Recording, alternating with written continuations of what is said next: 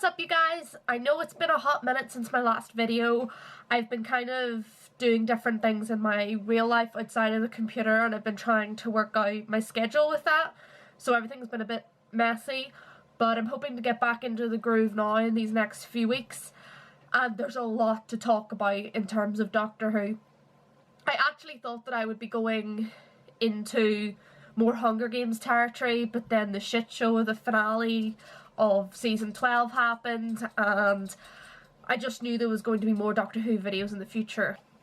I did have a plan once series 12 was over to do a video analysing the ratings and how much they've dropped since the show came back in 2005, but we're kind of at a standstill at the minute because there's something else I want to talk about considering what day it is I'm recording this on, so I'm still intending to do that ratings video. It's just going to take a backseat for a bit. But it is coming, trust me. I am recording this video on International Women's Day.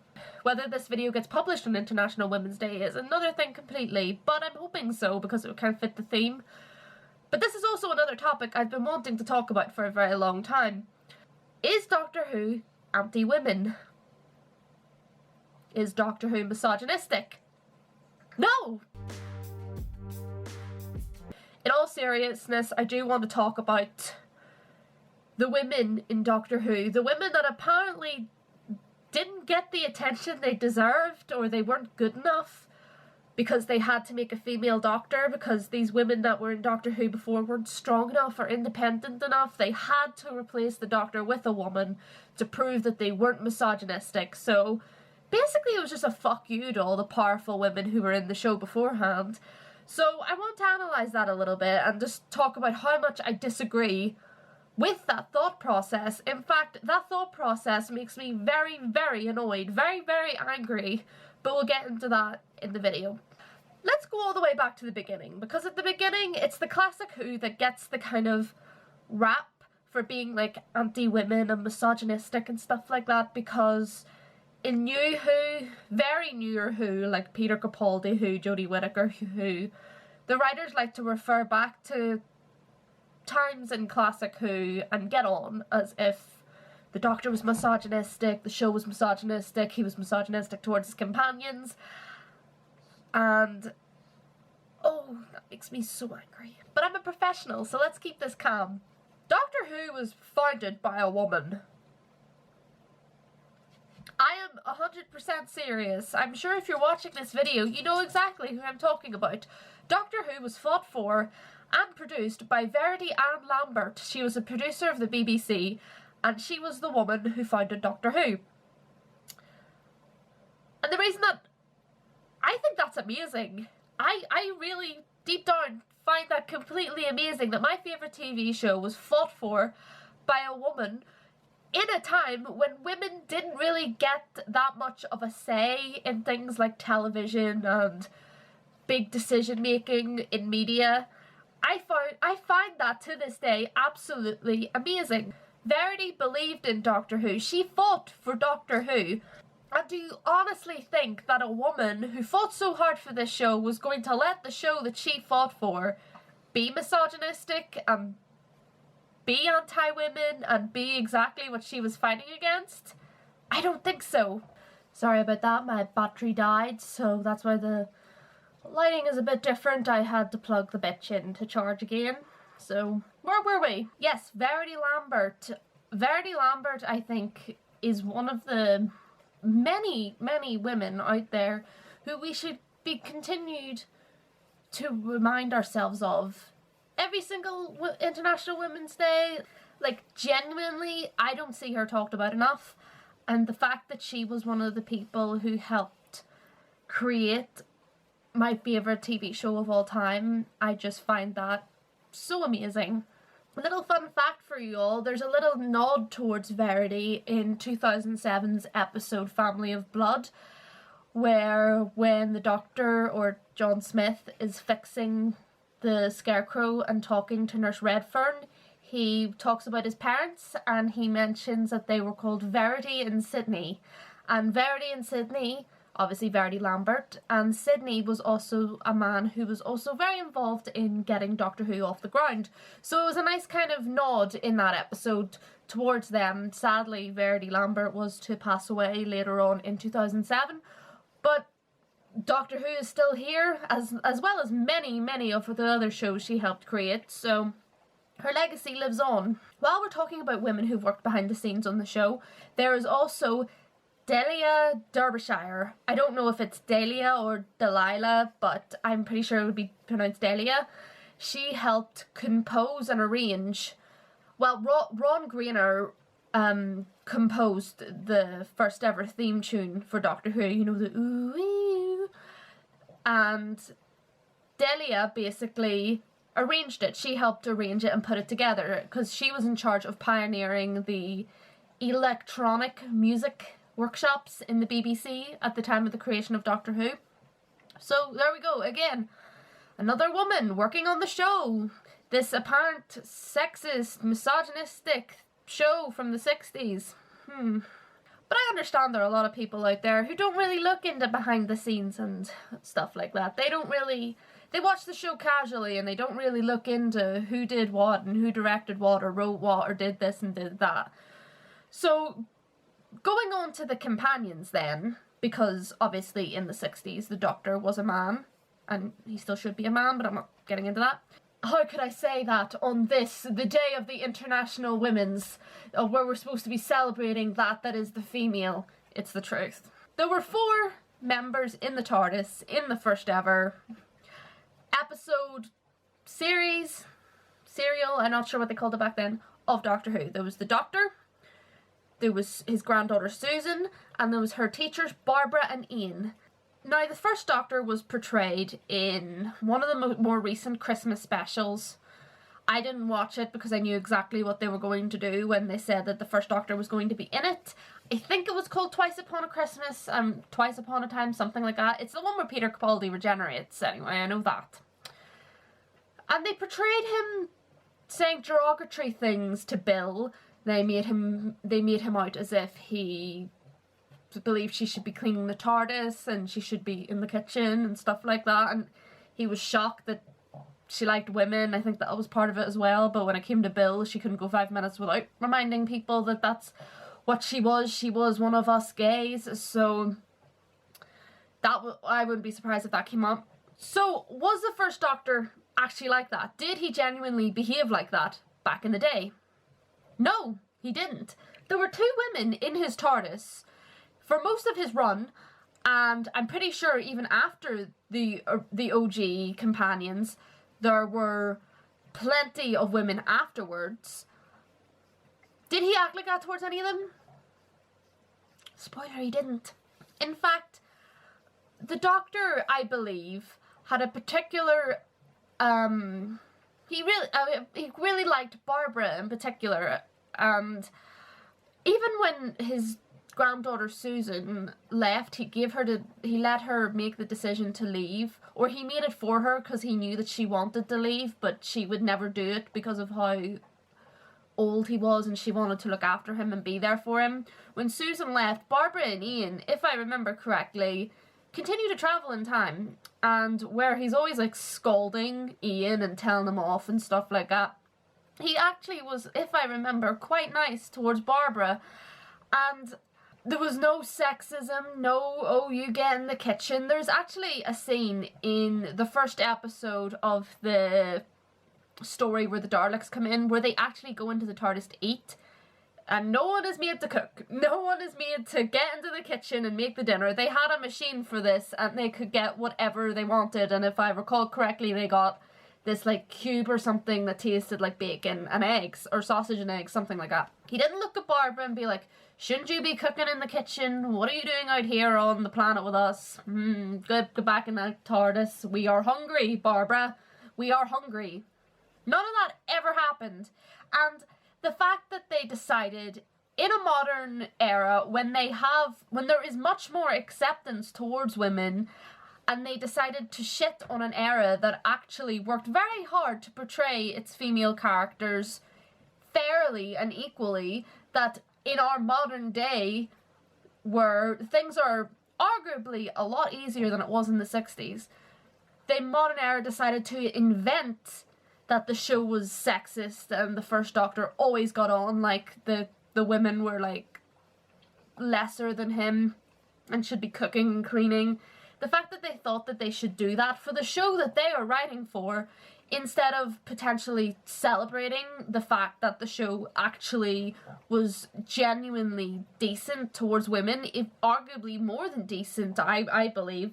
The writers were very kind and knew how to write people and women as, it sounds insane saying it now, but they know how to write them as actual fleshed out characters. Just to explain the second rejiggering of positions of this video, my SD card decided it was full all of a sudden, so I had to empty that out. You'd almost think the powers that be didn't want this video to be made.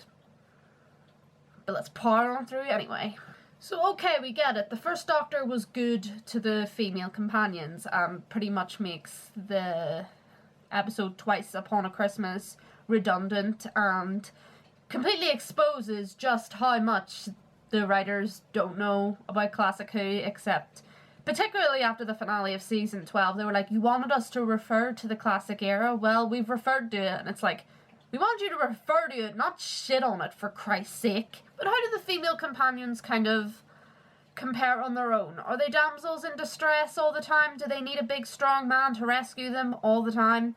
I would argue that Barbara in particular is a very strong female character, mainly because her and Ian are just thrown into this world completely not expecting it at all. They follow Susan home because they're concerned about her, and they see her going into a police box and they're just like, what the fuck, why is one of our students going into a police box? Is she living there? Is she homeless? Is this why she's been acting strange? So they naturally follow her in there, and they pretty much get tangled up in all these adventures from there. And pretty much the William Hartnell era with Barbara, Ian and Susan was basically trying to get Barbara and Ian back to their own time, except the Doctor cannot control his TARDIS at all and he keeps messing up. So considering the fact that Barbara and Ian, but we're talking about women here, but Ian as well, were both ripped out of what they thought was their reality, thrown into time and space, meeting these aliens, people from the past, people from the future, etc., ad nauseum. The fact that they managed to eventually be able to take this into their stride and understand that the world that they thought was the world is actually just a small speck in a massive universe. The fact that they can handle that without having a meltdown, I think, is a pretty good contribution towards their character. Not to mention that Barbara is a school teacher as well as Ian, but again, we're talking about women. So this is a woman who's educated, a woman who has a job, is earning her own wage, who doesn't melt down or cry or need rescued all the time when the aliens come into play, or the people from the past and the future, as I say, etc., There's a great big kind of bracket there for what you can encounter on Doctor Who. So we've pretty much debunked all of the anti-women stuff that modern Who seems to be trying to convey was there at the very start. But what about moving on? What about the future? What about the other companions? Well, obviously I don't have enough time to examine every single female character, because there are that many that the show has had in its long run, but I will highlight a few that I think kind of punctuates my point quite well. There's Elizabeth Shaw, otherwise known as Liz Shaw, who is in the Third Doctor's era. She is a scientist for UNIT, and she ends up being the Doctor's companion through his time stuck on Earth. And yes, she helps him with scientific doings, believe it or not, and he doesn't look at her and be like, what are you doing with science, woman? Science is a man's job. Get back into the kitchen and make me tea. So Sarah Jane speaks for herself. Sarah Jane is one of the more popular companions. She was with the Third and the Fourth Doctor. She was an investigative journalist. She kind of gets herself into these complicated situations, and she doesn't cower in fear or take misogyny, because there was a bit of it was written misogyny, like it wasn't the show being misogynistic. There was like, I wouldn't even call it misogyny, but Harry, the other companion, calls her a thing, He's like, are you okay, old thing? And she's like, Harry, I'm not a thing. So, which also reminds me of something Susan said in the first, in I think it's Daleks' Invasion of Earth. Her and Barbara get caught up in this survival group, and they're asking, because they're women, they're like, do you cook? And Barbara's like, I kind of can cook. And then they were looking at Susan, and they were like, what can you do? And she's like, I eat. That just reminded me of that. And obviously Sarah Jane was strong and dependable enough, and so much of a fleshed out character of herself, that she was able to spawn her own sub-series, her own spin-off, the Sarah Jane Adventures. And once again, she's the lead. There's no man telling her what to do, or whatever Modern Who is trying to say that the show does to women.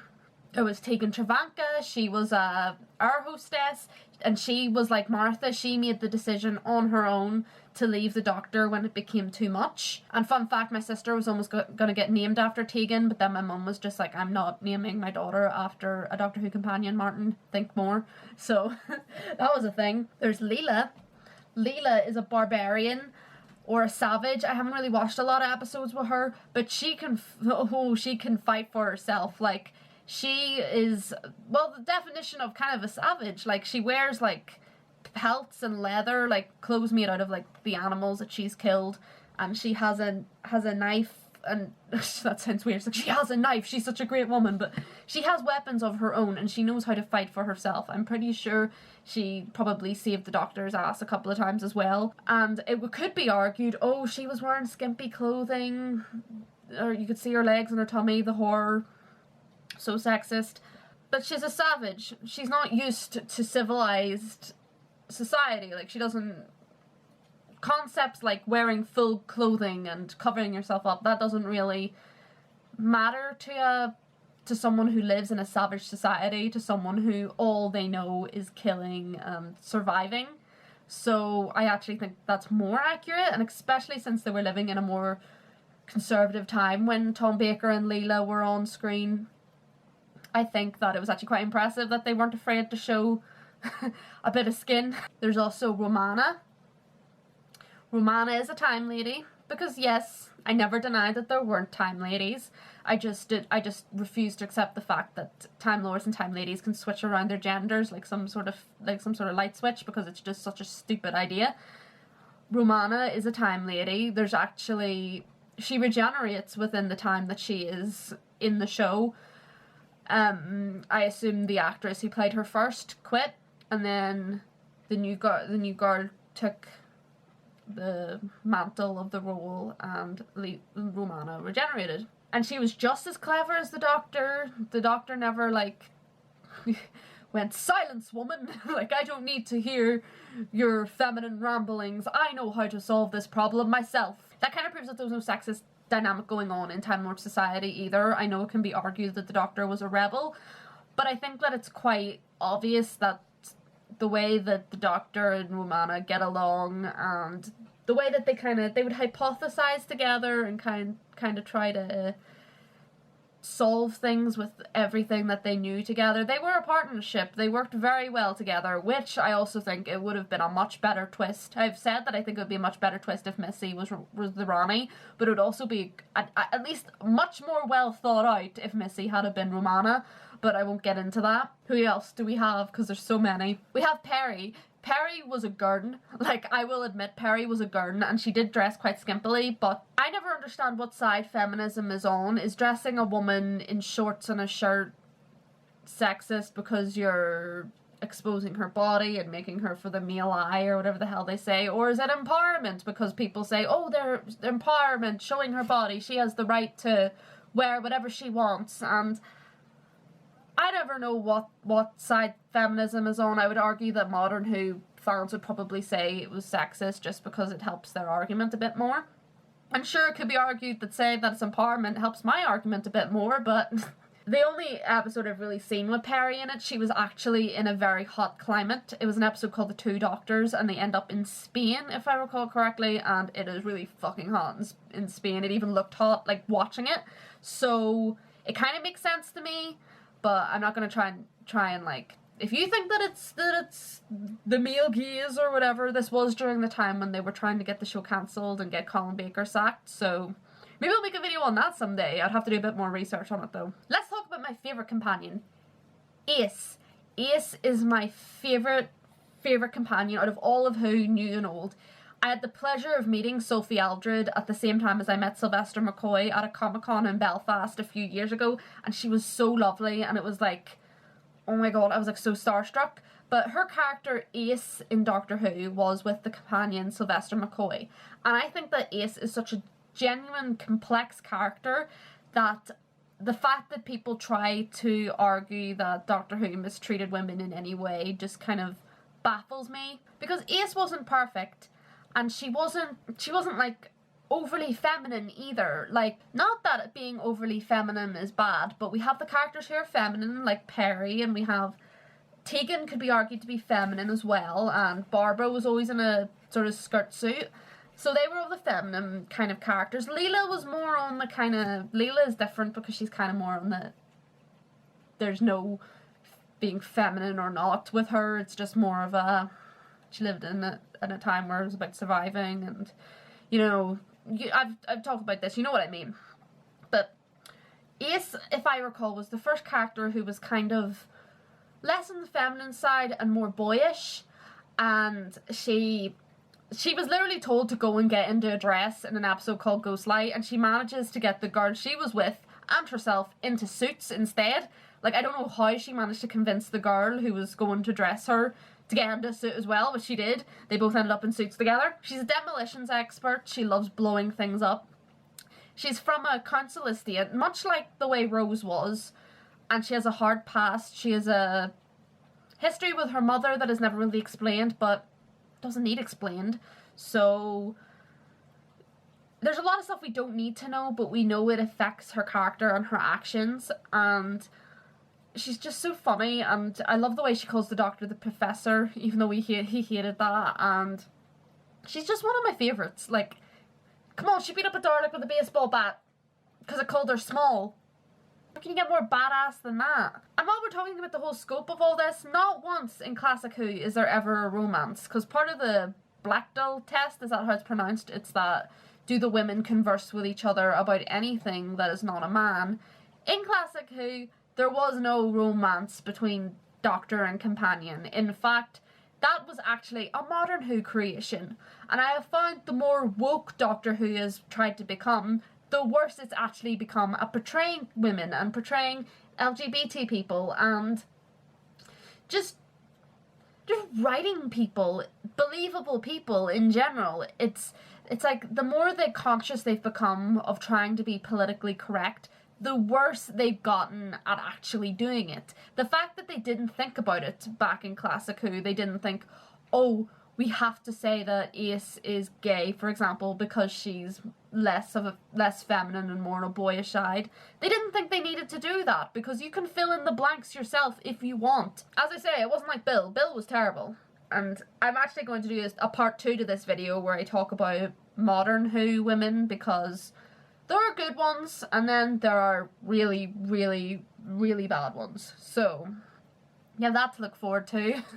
And I would probably spend the majority of that episode defending Martha with my life, because I think that the shtick Martha gets for being the companion that came after Rose is actually ridiculous, so I probably will be defending her a lot. And I hope I've proven my point that Classic Who in particular was never anti-women and it was never misogynistic. And as I mentioned, it baffles me to this day that they're trying to put across this idea that the show was anti-women and was misogynistic, and the first Doctor thought that all his female companions should be in the kitchen, when they should be celebrating the fact that the show was so ahead of its time and so diverse and so ready to go against what the norm was back then, that it didn't do that. It didn't conform to what society said that their female companions should be doing. They should be celebrating that instead of pretending and creating this scenario that didn't happen. Multiple scenarios. They pretty much shit on Classic Who whenever they get the chance. You ask them to mention Classic Who in their series, they'll be like, okay, we'll do that, and they shit on it instead. And they're like, you wanted Classic Who, we gave you. It's like, no, you didn't. I said I wasn't going to get angry, so I'll stop there.